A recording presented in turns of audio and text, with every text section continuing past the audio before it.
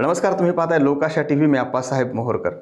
मनोज जरांगे पाटील यांना जीवे मारण्याचा कट रचल्याप्रकरणी एक मोठी माहिती समोर आली असून जरांगे पाटील यांच्या घातपाताचा कट रचल्याच्या प्रकरणातील तिन्ही आरोपींची आता पोलीस कोठडीतून न्यायालयीन कोठडीत रवानगी करण्यात आली आहे.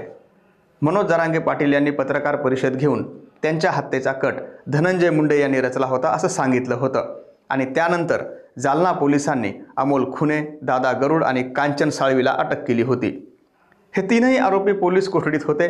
त्यानंतर पोलिसांनी त्यांना अंबड येथील न्यायालयामध्ये हजर केला असता जरांगे पाटील यांच्या घातपाताचा कट रचल्याच्या प्रकरणावरून त्यांना आता न्यायालयानं 14 दिवसाची न्यायालयीन कोठडी सुनावली आहे.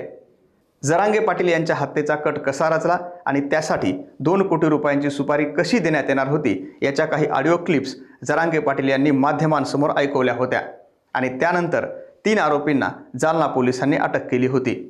हे तीनही आरोपी पोलीस कोठडीत होते.